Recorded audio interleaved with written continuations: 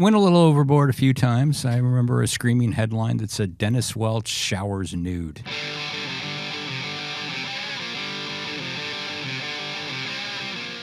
I'm Arizona Family political editor Dennis Welch. Dennis, fake news Welch. Try to tell the truth. And this is the Politics Unplugged Podcast. Dennis, if you have a problem with substance abuse, I am more than willing to talk to you anytime you need.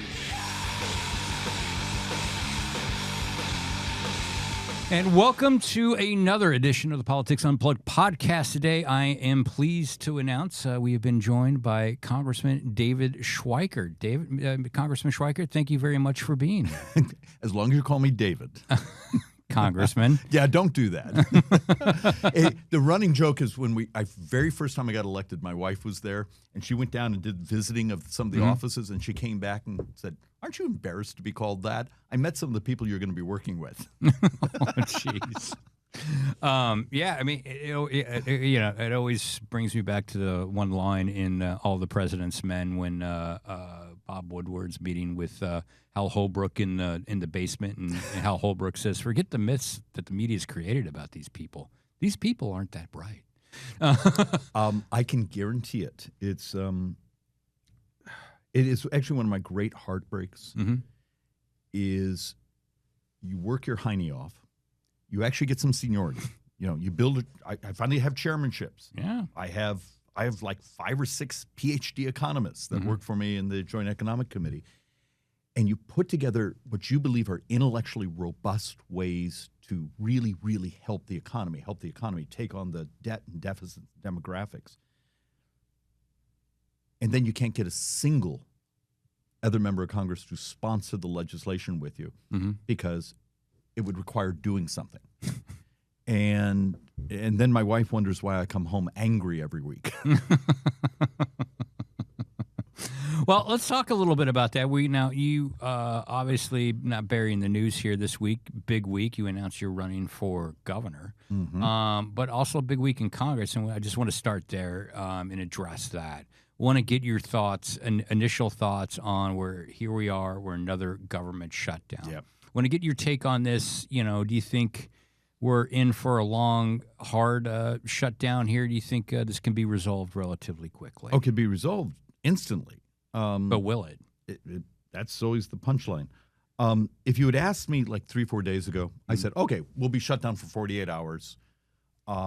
This may be the single most political, and I can prove it with a whole number of statements and other things, shutdown. Because this is the same thing we did last March. We did a clean CR, continuing resolution.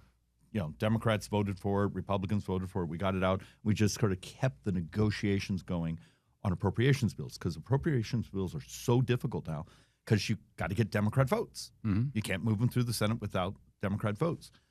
But apparently, much of the hard sort of activist left got really cranky that Schumer and those agreed to a CR last March.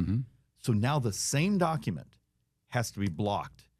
And the proposals are lunacy. The proposal I was reading on one of the websites late last night was scoring out at about $1.5 trillion of additional spending over the next 10 years to buy the 5 or 6 votes that are required in the Senate to just close the 60 votes. To get the Democrat votes, but are those votes over the Obamacare subsidies? Because I believe it was much more than that. It was actually removing many of the reforms that were done in the reconciliation.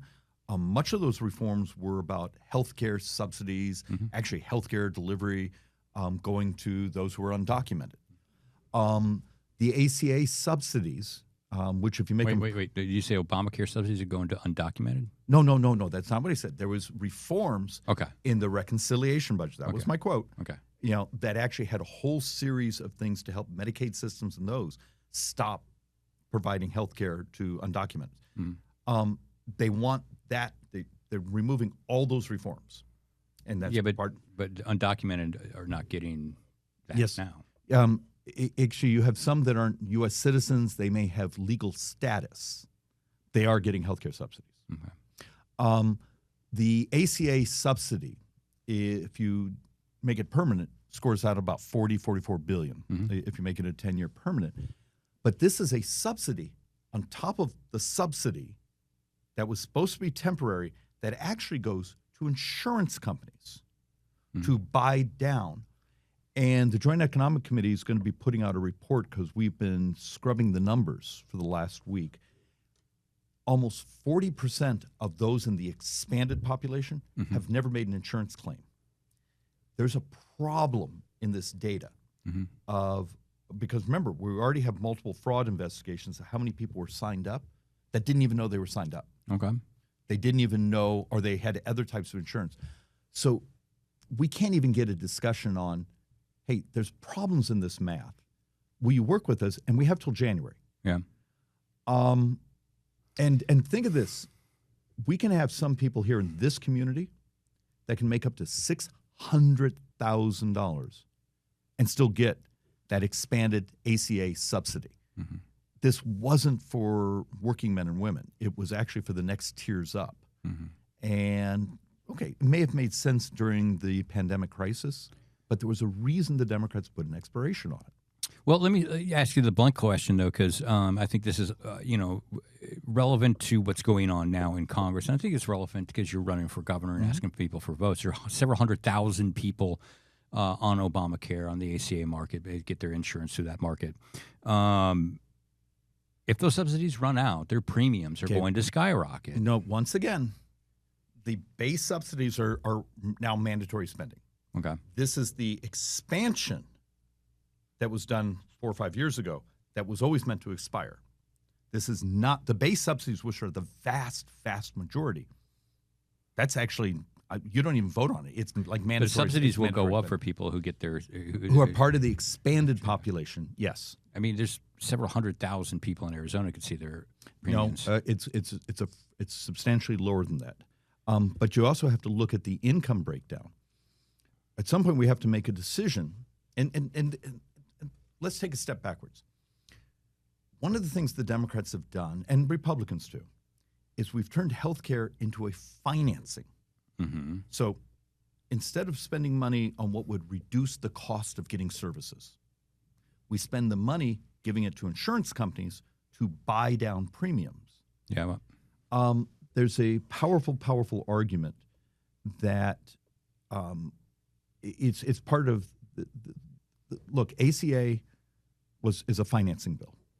The Republican alternative was a financing bill. Medicare for All is a financing bill. Instead of a bill saying, why don't we take part of those monies and actually do things that actually help the population be healthier and change the technology, the access to cures and other things that actually lower the price of access to healthcare. Yeah, but what I'm saying, everything I've read, and I've read a lot, maybe it's wrong, I don't know, that there is a serious threat of people who get in their insurance on the marketplace, that was ACA, could see their insurance premiums skyrocket.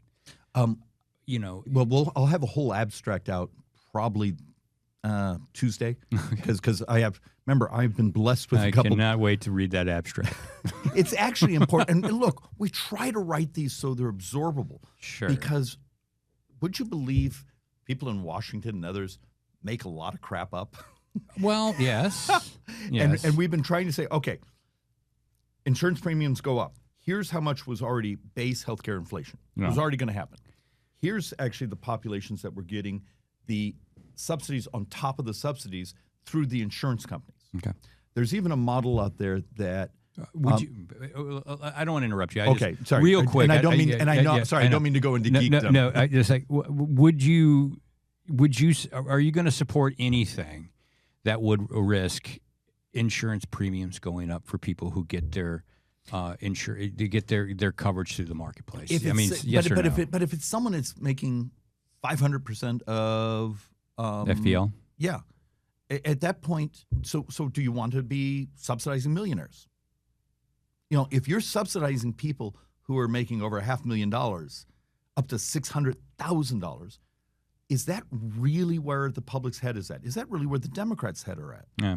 So it turns out, I appreciate wanting the snippets, but we got to be a little more intellectually honest on this and break it down. If it's for working population, yeah, you step up and find ways to help. But was the intent really to be subsidizing even the upper end of the income curve?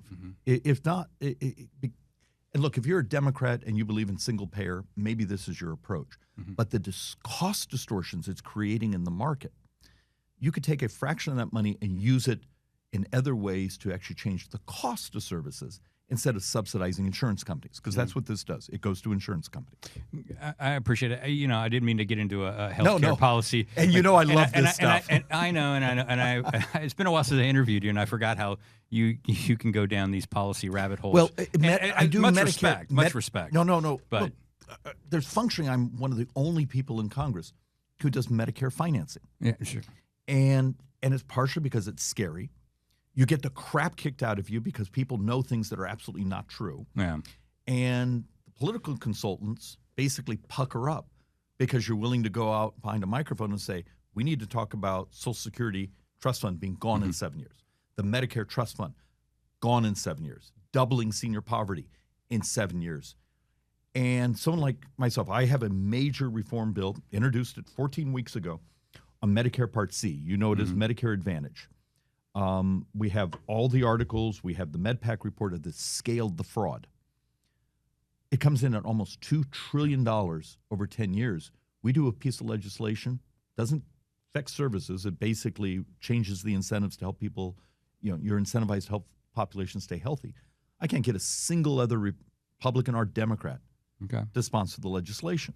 Okay. And I'm the guy in the 50-50 district. That you are.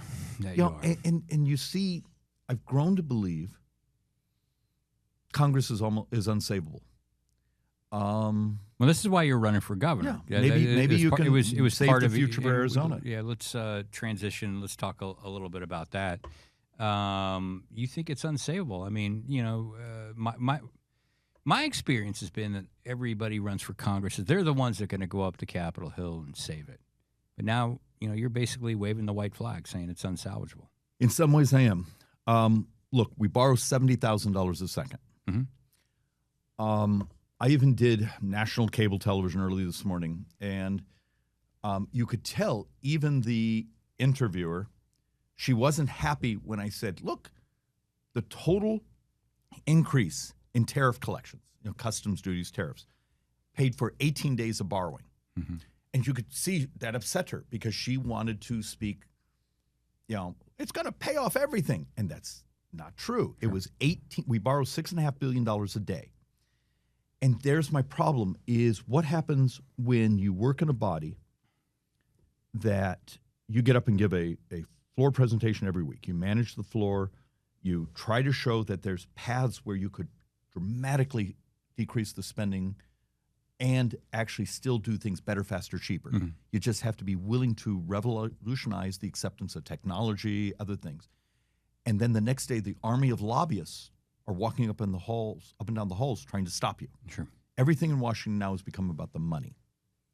Yeah, I mean, it has been for a long time too, right? And maybe I was excessively optimistic that telling the truth, being good at the math, and also providing solutions.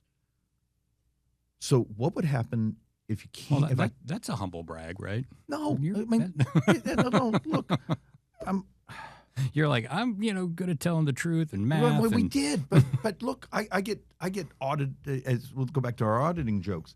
I do these floor speeches, and it becomes this game with the DCCC desperately trying to check our numbers. And on occasion, I make a mistake, and then the next week we come up and correct it. But it's not okay, here's my frustration. You do politics as a reporter. I report on it. I don't do it. Your world, well, no, I just report but you on report on it. it. What happens when someone like me gets up and says, the driver of U.S. debt, turns out it isn't Republican, it's not Democrat. It's demographics. The vast majority is interest. Interest now is the second biggest spend in government. Sure. Defense is now going to come in at number 5. It's all the way down to number 5. And healthcare, interest in healthcare. We have the same number of 18-year-olds today that we had 20 years ago. but double those who are 65 and up. Those of us with gray hair were baby boomers. And the willingness to not tell the truth that you have these demographic headwinds and you're going to have to use other ways to keep up productivity so you can raise wages, so you can make up for your lost purchasing power after the cycle of inflation. But there's ways it works. And I will get, I love doing this longer format. I appreciate you doing this with me. But you get the reporters that say, no, I need it in 20 seconds or we're not putting you on television. Or the people I work with say, oh, David, I can't go home and tell people that. I need to tell them it's all blank.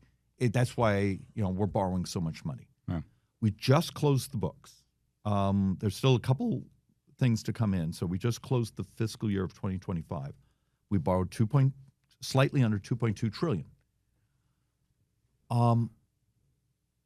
We're at $37.8 trillion of total debt. Doesn't that scare anyone to death? When 45% of the money that the state of Arizona gets comes from the federal government, and almost every dime of that is borrowed, you need to start building plans of what happens when the federal government starts actually really feeling the stretch, which they are. Mm-hmm. And you start to see that the programs that are substantially financed through the federal government start to get dialed back. Mm-hmm. And I've been doing these presentations actually all over the country, walking people through the numbers, saying, understand what happens in 7 years when you double and senior poverty because the Social Security Trust Fund's gone and everyone's getting a 24% cut in their check. What will be the requirements of local social services? Are you preparing for these things? And I never get invited back a second time because they don't want someone to give them the math. Well, let's focus in on the governor's race. We got to talk some raw politics here. Now you said the reason why you're getting into the race is you don't think Congress is savable, but you do think Arizona is savable. You've also claimed that you've got some I think you called it big boy polling that shows you there is winning. A path. You don't show you there's a path. There's a path. You do it. But like in the path had to do with independence. If I'm correct, I thought I saw you on a recent interview. No, what I say is one of the reasons I'm also a really good general election candidate. Yeah, is someone as conservative as I am. Somehow I'm able to get independents to vote for him. Sure. And I think actually, look, we're sitting in the district right now. What happens when you have one of the best educated districts in America, one of the higher income districts? You're not going to make stuff up. They understand how the real world works. They understand the math and the politics. And it turns out you can get independents. They're typically a little more conservative leaning by just telling them the truth. And I get the independence, but you got to win a primary. No, but that's the general. You're making also an argument. Yeah, but you got to get through this primary. Yeah, but the polling we did was actually, it turns out even Republicans want an actual conservative, not someone who's basically running on grievances. And let's be honest, what's happened the last 4 election cycles in Arizona? Mm-hmm.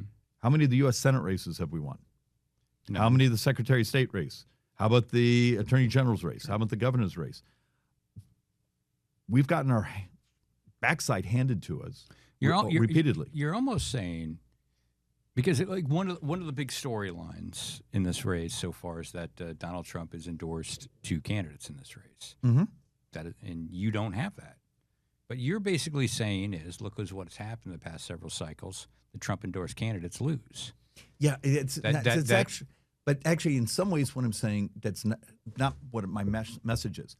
I believe, actually, if you run as an actual conservative, say, look, here's my free market policies. Here's how I would reform government. What is an actual conservative? Sum up in brief.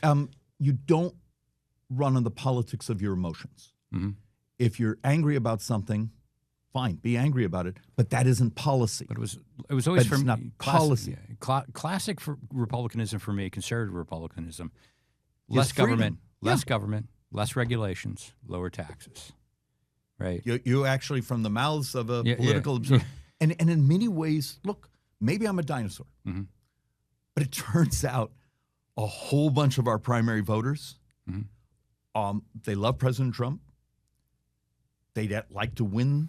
But by that definition, Donald Trump is not a classic conservative Republican. No, but they like the fact that someone's duking it out. Okay. Turns out, just like Ronald Reagan and others, you can duke it out and still follow conservative principles, and that's our path. But would you say that this president is a classic conservative like you? No. The president actually. Where do you guys differ? I think on some things where he's a bit more populist, I get very concerned on taking ownership of companies. When Intel, talk about Intel, the U.S. government is now the largest shareholder. And U.S. Steel. The golden share, where even something where the facility is substantially shut down, and you use your golden share to say, well, we're not going to let you shut down. When it's illegal to automate ports, so we have the most inefficient ports in the industrialized world, and they keep it that way. When the White House actually shows up and supports the Biden briefs on court to say, no, we want to keep the unionized rules of unionized wage, even in, and you start to look at things like that and say, is tariffs classic conservatism? No, but we needed to do something with China, and a couple of those are cheat. We in the Ways and Means Committee actually had offered some formulas to do that.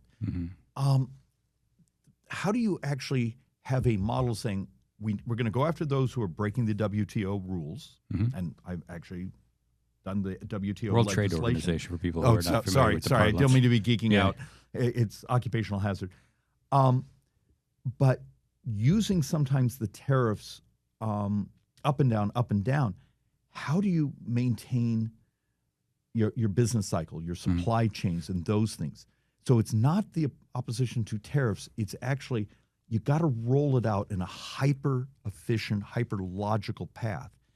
And you can actually start to see some of the stresses in parts of the manufacturing part of the economy where there's certain items, certain rare earths, certain things that need to come in, and they're getting mixed in with furniture. So, you talk about classic conservative. What is that? It seems, Can you win this primary without Donald Trump's endorsement? He's endorsed you in your congressional race, I believe. But can you win this without the endorsement? The math says absolutely yes. And what is the primary math? The primary math says absolutely yes.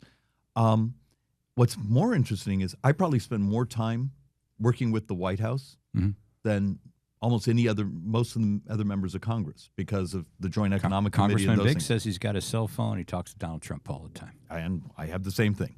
Okay. But the difference is also a lot of the staff. So, you're talking to the economic advisors, you're talking to, the folks trying to roll out. We're trying to negotiate with parts of the White House on a Medicare fix.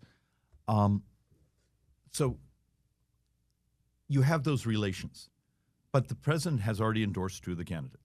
Okay, bless them. I'm getting into the race, 7-8 months after everyone else. Still looks like we'll win by just demonstrating that issue after issue after issue, we're the free market conservative. Okay. More free market than Andy Biggs. Less resentful. Okay. Because sometimes what happens, particularly for those of us who are frustrated. Look, if you live almost right in the neighborhood we're sitting in right now, you're poorer today than you were 4 or 5 years ago. When you actually look at the purchasing power of so much of the working population here in the Phoenix area or in Arizona, inflation's here, wages still haven't gotten close to closing that gap. You want to know why people are cranky? They're stressed out of their mind. The number of folks, and I think actually as candidates, we often have the things we're angry about, and we don't spend enough time focusing on this family and their stresses. They're just trying to survive. Start giving a damn about people.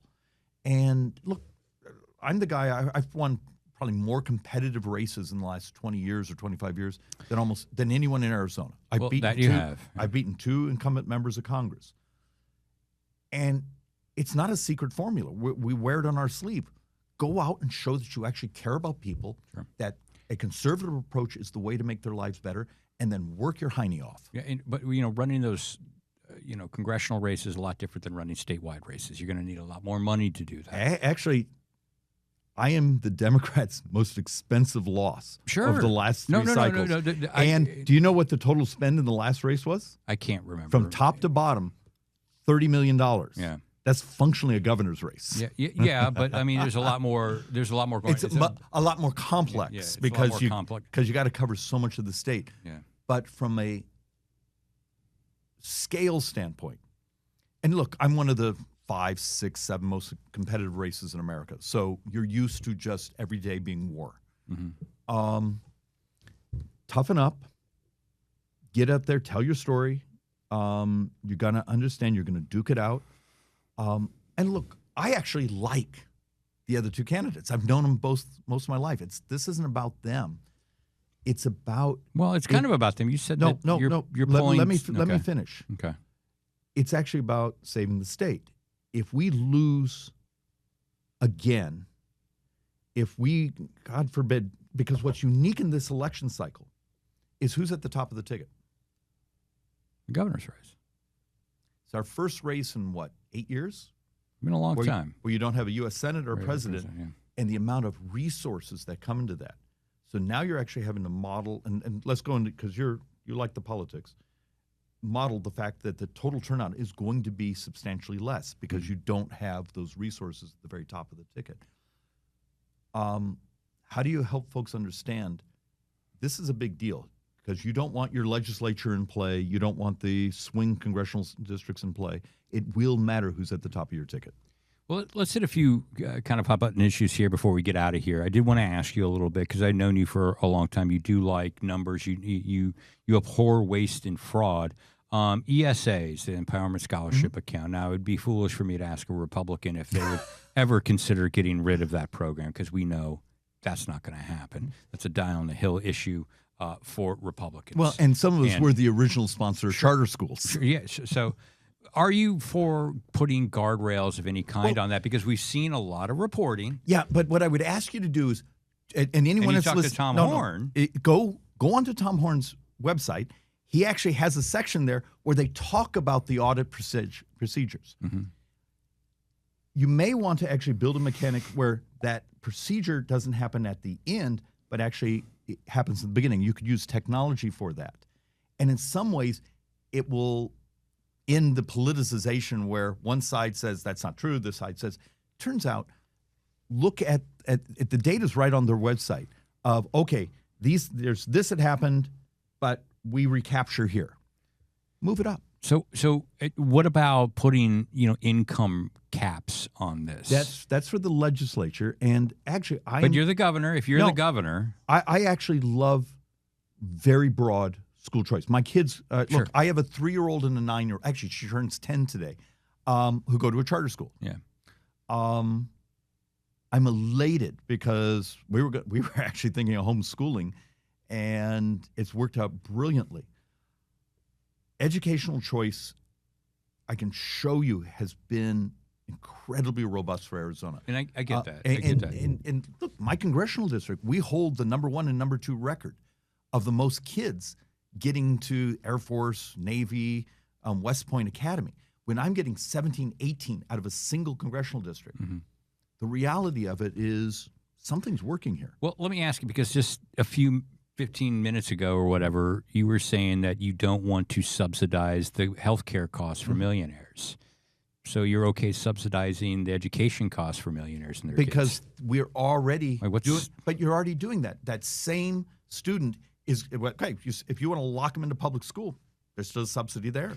But it used to be if you were wealthy and you sent your kid to private school, you paid the whole freight. But you're also still paying the property tax and those things. In some ways, look, it's if you want equal access, it's equal access. Sure. And and if the income stratification, I actually think you start to double down on these people, saying, okay, we're going to take it from you from your property tax at a much higher rate, but we're now also going to do the double punishment. I actually think if you want a hyper-competitive, look, you actually read the big story. What was it, Post or Wall Street Journal a couple days ago, where a number of the public school districts got together. And what they were focusing on is how to keep doing their job better, because now they exist in a competitive environment. Sure. The competition's working. Sure. But I just thinking, maybe a voters out there would be wondering, like, how is it, I agree with you. I don't want to subsidize millionaire health care costs, but why am I subsidizing some guys? Well, one of them can afford to pay, send his kid anywhere he wants. But education is communal. It's that decision was made 100+ years ago. Sure, in public school. Oh, more than that. In public school, that's supposed to be that way in public school. But like, the idea is, we saw what happens when you trap kids in a public school. Look, before we even allowed kids to cross district lines, you functionally had erosion or rot. Yeah. The fact of the matter is, because we have so few children now, the kids being born today are part of the smallest population we've ever had. They are remarkably important. My 3-year-old, remarkably important to our future. I'm sorry, I love a hyper-competitive education environment where even a kid like mine who was born to a drug-addicted mom, and we're blessed to have him, we can go find a school that if he has a special needs, it's out there. Yeah. So keep the experiment going, and that doesn't mean you don't at a certain point look at the data and say, okay, we can do this better. Yeah, I'm just saying, like, somebody really wealthy, you can send their kid anywhere. You're okay subsidizing him in his education costs, because several years ago they were sending their kids to these private schools. They were paying the whole tuition, but the difference now they're getting money. But now other kids can also go to that same school. I get that, but I'm just saying. The original question was a salary cap, because that why would you subsidize somebody who was paying the full freight before? And I want a competitive market from top to bottom, and I want it to be communal. Okay, fair enough. I would another thing I asked Andy Biggs earlier. Mail-in voting. Are you at all interested in getting rid of that, or curbing that, or where are you on this? Because the president of the United States has issued executive orders trying to outlaw mail-in voting. And remember, one of the things that often happens back in Washington is they have a dislike of absentee voting. And then you try to explain, hey, in 1992 we did a statewide referendum, so it was done by the voters, so it's not something you can just get rid of. That created a permanent vote through mail system. In this primary, 80% of the votes are coming in through the mail. Yeah. People forget it was the vote through mail system that made the Republican Party almost bulletproof for so many years. Because in 1992, the Democrats actually controlled the state Senate. Briefly, for a cup years. of coffee after ASCAM. But no, during ASCAM. Yeah, okay. Oh, so it was actually during ASCAM. So they'd won the election before the scandals broke. They controlled the Senate. But you take a look at the voter turnout numbers. Remember, it was originally the Democrats thought they were going to do really well on a permanent early ballot list. They screwed up. It turns out there was a lot more Republicans that were out traveling or other places, and we found ways to bring them in. Were you involved in that original vote, or was that a little bit before your time? Which one? When they made it no excuse early voting. Oh, well, it was a voter referendum paid for by the Democrats in 1992. I thought there was a bill. It was because, like, I know Matt Salmon voted for it. I think Jane Brewer voted against it. We'll have to fact check that. Yeah, it was 1992. It was paid for by the Democrat shopping magnate that also tried running for U.S. Senate against John Kyle. Now, there may have been some reforms. There is technology that we need to implement. We need to help our county recorders or county supervisors, whoever is keeping the authority, to make those mail-in ballots, those permanent early ballots, as bulletproof as possible. You need to actually fix something that I personally saw. My mother died a decade ago. Up till about cleaning the list. About 4 years ago, she was still getting ballots. Well, But one of the reasons the county recorder said she's still getting the ballots is the federal government actually had rules that were stopping them from purging the list. So what happens when you say, I want to fix absentee balloting? Well, first, fix your damn rules so we can clean up our lists. It's just we talk around each other on the technicalities. So simply put, you have no desire at all to end mail-in voting.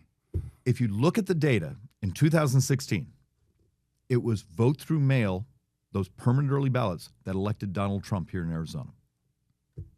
So it's math. Yeah. It's math.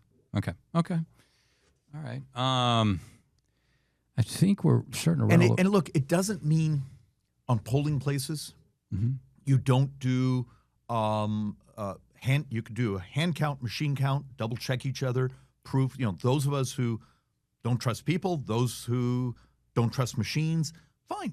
There's love connections here where you could do these things to create. Even a comment you and I had earlier. How do you help the public actually believe in our system again? Mm-hmm. And in some ways, it's going to be tedious. It's going to be difficult. Do you believe in the system? I actually do, but in many ways, I have a sort of a unique view. Having been the county treasurer, I see some things. I see cheating, but the cheating is often not what the activists talk about. The Democrat group in Tempe that was putting fake libertarians on the ballot. Republican others ran, actually to their credit, big stories. The granny harvesting at some of the nursing homes that we have tagged. There's a whole series of bad acts that happen out there.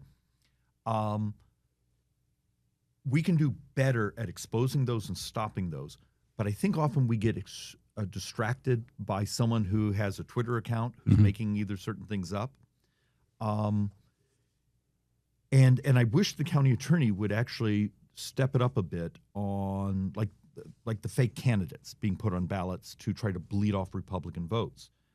It was documented and still has not happened yet. Okay. So yeah, that you believe in the system doesn't mean you're not trying to fix it every single day. No, I get that, but I was just, there's been for a number of years now a big contingent, or at least a significant contingent of Republicans that believe that these elections are rigged, that they're unfair, and that they're full of fraud. Look, if you go back to the 2020, we got out-lawyered, and much of what the courts and the lawyers did. So you think 2020, you think Donald Trump was right, that he won that election? No, that's not what I'm saying. What I'm saying is we know that the rules kept getting changed.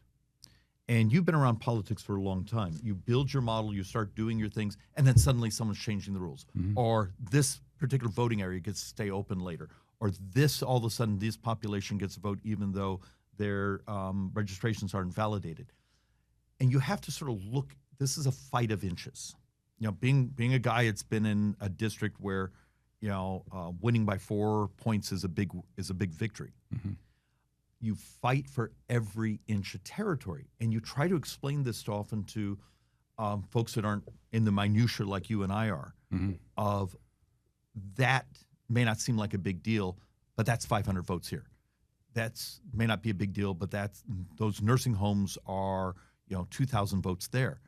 And that ends up becoming the margin of victory in these competitive races. All right. Well, I think we have to wrap it up there. We're thank you for having me. We're running over time. Always great talking to you. You're welcome back to the podcast anytime. And I've enjoyed it. And I forgot how much you do like to go down those policy rabbit holes. Look, at some point, if you're going to elect people, they should at least have some idea what the hell they're doing. Best of luck to you and your campaign, sir. Well, hopefully we'll see you soon.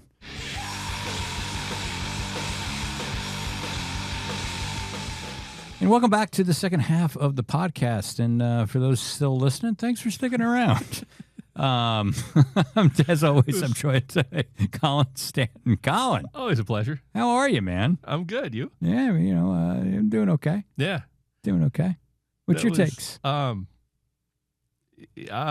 congressman's happy to get well into the weeds, isn't he? He is. It's a good interview, but yeah. He loves the wonk. Yeah, that was some wonky stuff here at times. Oh, dude, he is the ultimate. And I think he would take it as a compliment. Yeah. He is the ultimate. Ask him what time it is, and he'll tell you how to build a watch. Yeah. Yes. Yes. But But yeah, let's do it. Today's been kind of interesting. We've had 2/3 of the GOP primary field in this building, and for interviews today, we had Andy Biggs. Look at this! Look at us cross promoting. We're like professionals. Yeah, here. no, Andy Biggs on the TV show. Yeah, on the TV show. So if you're listening, watching into the podcast here, and care to watch the TV show, go check out the Andy Biggs interview. It's 2 segments with him. Should be on the web. Should be on the app. Yeah, not all easy questions, as I told, but I appreciated that he came on and. Took the questions, answered them. So what was your takeaway from some of these interviews? Oh, well, neither one wants to do away with mail voting, which is interesting in that no one wants to separate themselves from Trump on the right on this, but that's one where they separate themselves. They will happily separate themselves, knowing that it served the Republicans very well. It's interesting to look at what the primary is going to look like there. I'm not sure how it all shakes out, and whether Schweikert can find a way in there against 2 candidates that are endorsed by Trump. That's a big deal. He talks about his electability. Schweikert does. That's more of an issue for the general election next year.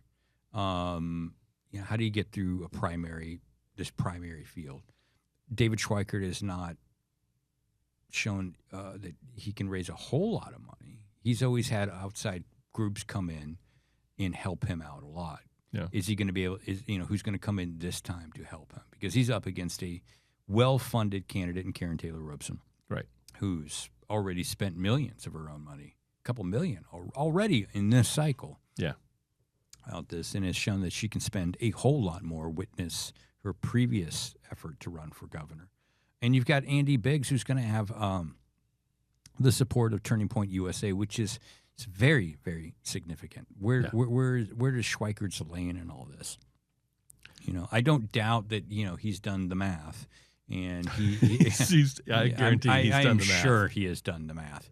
And he has a path to victory here, and I guess to a certain extent, like this is why, you have the race. This is why they play the game, Colin. Yes. Yeah, I mean, I could see the argument that if you have 2 MAGA candidates that are splitting the hardcore MAGA vote, and if he can posture himself as a more traditional conservative candidate, maybe there's enough there. Is more than 1/3 of the electorate there interested in the more classic conservative candidate who is not necessarily a whatever Mr. Trump says, that's what I say candidate, which the other 2 seem to sort of fall into. And I just don't know if that's where the primary voters, where the party's at right now. Yeah. And I don't know. I think it's an interesting question. I mean, this is a party that's gone along with, Trump's tariffs. Like, look, go ahead and at me, bro. Tariffs are a form of tax. Yeah. And classic conservatives do not like tariffs. They hate tariffs. Yeah. And yes, you would use them sparingly, judiciously, if you will, in certain areas, but there were never, older school Republicans would have completely, gone against broad-based across the board tariffs. Right. They were always for free trade, free markets, these kinds of things. I don't know. We'll have to see. Yeah. I mean, essentially, he would need,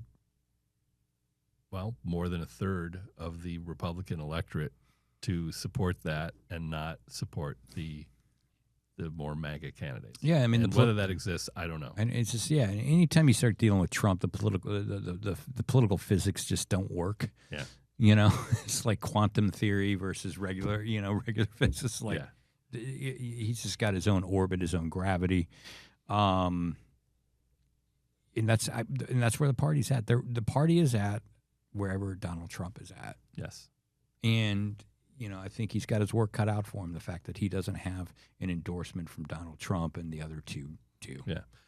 The other factor here is the Trump endorsement that valuable in a year? who knows what happens in the next Sure. several months Sure. that can affect the race in that way. Well, we don't know what the jobs are doing, the economy's doing right now, because we didn't get a jobs report this month. Right. And the last few have not been particularly promising. No. So are you bullish? I mean, Andy Biggs, I think he said correct me if I'm wrong, he said he thought the shutdown would be over by Tuesday? Yeah. I don't see that as all that likely. I mean, who knows? I think it probably lends itself to a longer standoff when you look at the polling on who people support here. And it's not the Democrats who are getting the blame, by and large. By and large, it is the Republicans who are getting the blame for the shutdown. I think it's 47 to 30. Which was interesting because like heading into this, like all the polling going into this, at least some of the data I saw, it looked like each party was going to take an equal share of the blame. Around, the polling I saw was like 35%. Yeah. Both sides. But now that it's happened, it seems like public opinion is shifting to the point where Republicans and Trump are starting to shoulder most of the blame on this. Yeah. And, I mean, they do have control of both halves of Congress, and they've got the White House. It's a little hard to start pointing, even though you need the 60 votes, it's still a little hard to say it's all entirely on the other side. And Democrats are also standing up for a very popular program. There's widespread support for the stand on Obamacare subsidies. On Obamacare subsidies. I'm still trying to understand. I got to go back and look at what Congressman Schweikert was saying about the fact like the premiums aren't going. I was like, everything I've read is that they're going up if these subsidies go away. Yeah. And I think, I'm not sure of the characterization that I know Congressman Biggs gave us earlier about the Democrats trying to draw a line on fraud, and they want to be able to extend benefits to illegal immigrants. That's not really what this stand is about. No. That's not where the line is being drawn on this. No, it is not. It definitely is not. It's all about keeping those subsidies moving, going. And again, that's something that has very broad popular support. So, I don't know that the Democrats are going to look around and see that they aren't the ones taking the blame for this, then immediately back down. Particularly when the Republican side is saying, we'll never talk to you about this until you open the government back up. Well, okay, but you need us. It's the obvious response there. I don't. The whole thing is kind of asinine, but I don't see a quick stop to this. You?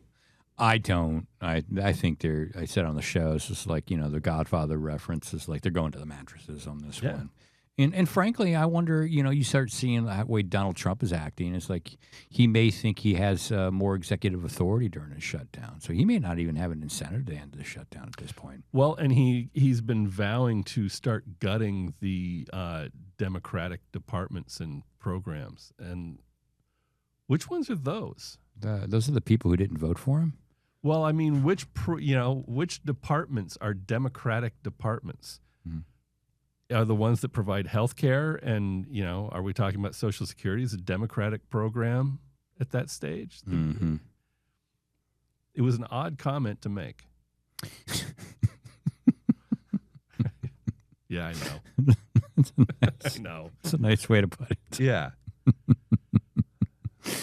No, I mean, I think he also took away some appropriated money for infrastructure, road or something like that in Chicago. I saw just right before we came in here. Yeah, he's already done it to New York City. Yeah, he's done it to New York City. I mean, and those are things that were already. I mean, the work's being done. It's not like he's canceling projects that are planned out. He's canceling projects where people are. They've already got people working on the project. And so he's costing jobs. Yes, he's costing jobs. Yeah. But they're New York City jobs, so that's not a problem.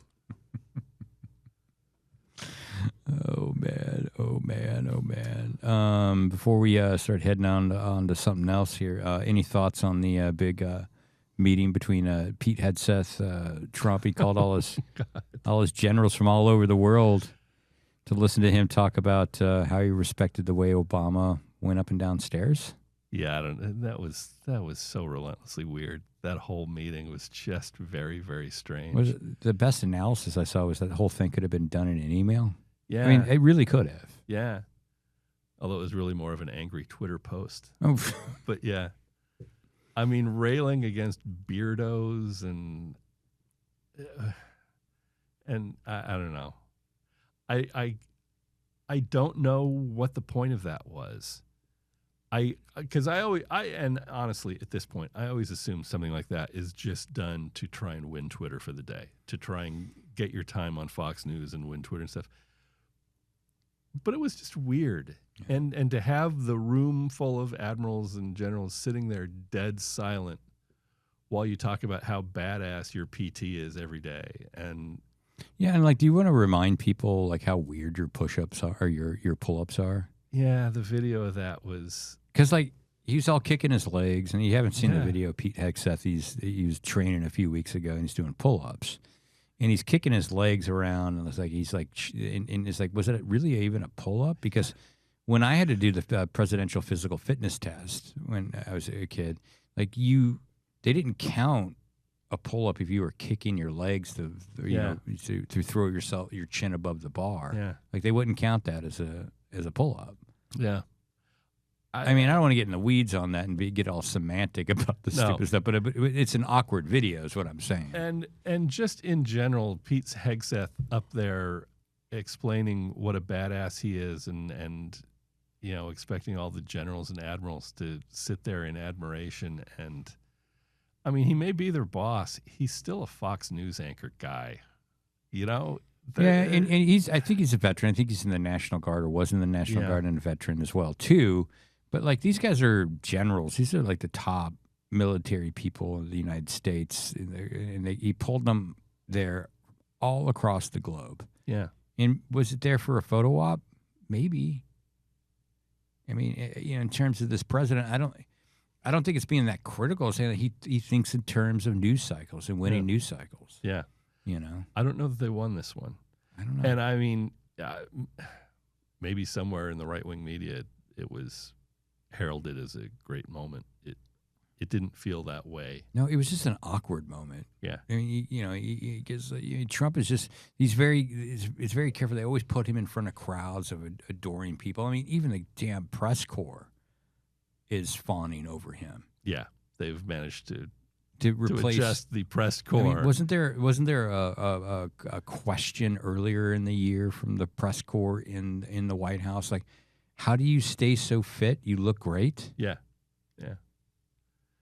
I mean, when you start kicking out journalists and replacing them with bloggers and right-wing media, quote-unquote reporters, that's influencers. I mean, there's been in the past there were great bloggers, just like there's really great Substack people now. But, like, these are people who are definitely, not unbiased. That's a double negative. No. I mean, they're there because they're biased. They're there because they're gonna kiss the president's ass. And can you imagine? That's why they're invited. And I hate the whataboutism, but can you imagine if, I don't know, if somebody sent us to D.C. during the Obama years or the Biden years and be like, "How do you stay in such great shape, Joe? Joe, God damn it, you look great." Yeah, yeah, I know, it's bizarre. No, and it would never occur to me to ever ask a question like that. Yeah, I got no answer for you there. We're in uncharted waters. Back to Schweikert for a minute. So CD1 is going to be open. Oh yeah. That's the big thing here, right? The list of candidates who have been mentioned. Yeah. Supposedly there are over a dozen Democrats. The Republican list so far that I have seen includes potentially Danica Patrick and Todd Graham. And I guess they can look at like Tommy Tuberville and say, well, he was a football coach who got elected to the Senate, so why not me? And my counter to that is, are there two less liked athletic people, athletes or athlete adjacent people who could run? Danica Patrick, former race car driver, who is universally disliked by everyone. Mm-hmm. who in the race follows car racing. world. Yeah, Yes. because you're a fan of Formula One, and Yeah. you've She didn't even race in Formula One, and Formula One fans hate her because they put her on the broadcast, and she knows nothing about it. IndyCar fans never really warmed to her. That's where she was the most successful. NASCAR fans hated her. She dated Aaron Rodgers, and the general consensus was they split because she was the crazy one. Look up her podcast where she talks to the person about the lizard people.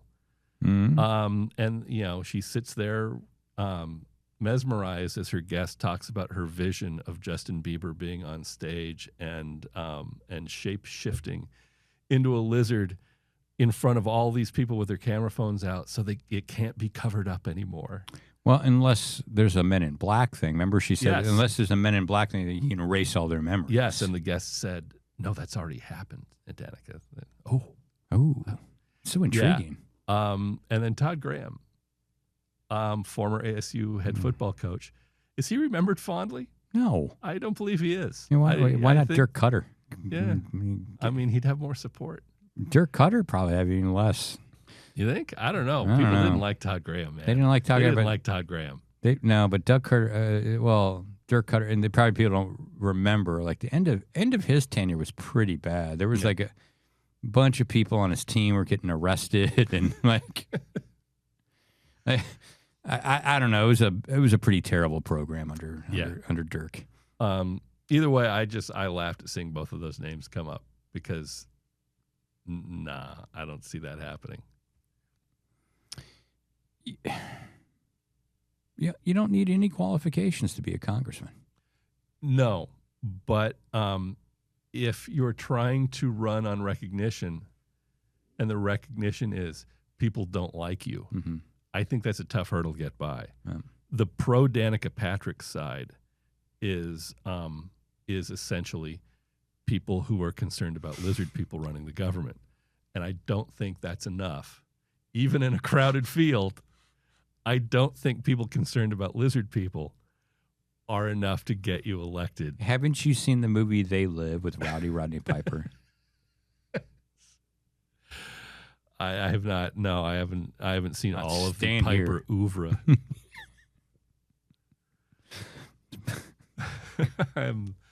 That one escaped me.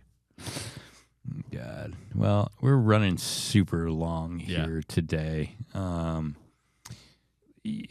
We're discussing, want to talk a little sports, but like you were saying, like we could talk about the Cardinals, Titans? but You don't want to what- talk Cardinals Titans? like we were saying earlier, like what hasn't been said about that Cardinals Titans matchup that hasn't already been said? It just figures to be crushingly disappointing.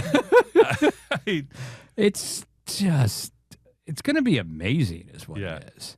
Yeah. I'm not too stoked about the preseason basketball starting. See, I always am. So, but, Yeah, I know you are. I But know you but are. then again, I'm not the world's biggest Suns fan. I'm an NBA fan. I'll root for the Suns, Yeah. but I don't have that much invested in their success this year. And this is a good year to not have much invested in their success. Yeah, and I will say that the big sports story in the Valley should be Mercury. Yeah. Going to the Amazing finals. run in the Amazing finals. run. Starting when we're taping on Friday, and so it's starting up. Yeah. Yeah, I don't know if people appreciate what an unlikely and tremendous run it's been. And it's not, I mean, they've been great. It's a terrific team. They've done an amazing job. There are 2 players left from last year's team. It was a complete overhaul, and they're in the finals. And they got there by eliminating the last 2 champions. So you're saying there's hope for the Suns? I don't think that's what I said, was it? No, that's not what No, he said. no. I'm just saying they overhauled the team in 1 year. No, and you're like looking like, why can't the Suns do that? There's a lot of reasons. Yeah. So it's hard to like compare the two, even though Ishbia owns both teams. Different league. And I think I misspoke about the last 2 champions because it was the ace. They'll have to. If they win it, they'll go through the last 2 champs and the top seed, I think. Yeah. That's So, but like amazing run, and I know Yeah, it's you phenomenal. watch a lot of, or at least some of the WNBA. yeah, quite a bit. And I'm going to try to get out if I can. I'd love to go out and support them. I wish I Yeah. would have went out earlier instead of jumping on the bandwagon this late. And the games are fun. The in-arena atmosphere at the WNBA games is great. It's a more generally positive atmosphere that I think than you typically get at a professional sporting event. It's probably which is cool. more affordable for the fam. Yeah, and the Mercury's a fun team to root for. I mean, part of why they are where they are is they outwork everyone else. They knocked out the Liberty, who were the defending champs, and it was largely because the Liberty has a stacked roster. The Mercury just outworked them. If it was a 50-50 ball, it was going to the Mercury. The rebounds, loose balls, everything was going to the Mercury. And that's, as a fan, you love seeing that. You like seeing the team scrappy and outworking the other team, along with great skill players. I mean, like Alyssa Thomas and Clea Copper and all that. It's a very, very, very good team. All right. You want to end it there? I'm exhausted. Yeah, let's do it. I'm It's exhausted. been a long couple of weeks. It's been a long couple of weeks. I don't have any more stats to break out for you. You got enough of those in this. No, don't you want to model the trajectory? Yes. Thank you to David Schweikert for being here. I really did enjoy it. I forgot how nerdy wonky he is. Yes, it was funny just to see how wonky he could get on this stuff. And then occasionally he realizes it. And one of the things about Schweikert is he does have a self-deprecating sense of humor. Yeah. I mean, for many years now, I would call him up and hey, Congressman, how are you? He's like, stop calling me names. Yeah. Like, just that kind of deprecating humor I appreciate. It was great to see him. It was good to see Andy Biggs in the studio today as well. Yeah. I haven't had a chance to interview those folks in a while. Nope. Karen Taylor Opeson. Open invite. Yeah, you've got Dennis's email. We can As long- finally get the hat trick you there. you think them off their naughty list?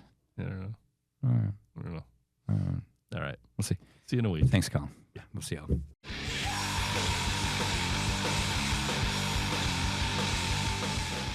Thanks for listening. You can subscribe on YouTube, Spotify, Apple, the Google Store, or anywhere else you get your podcasts.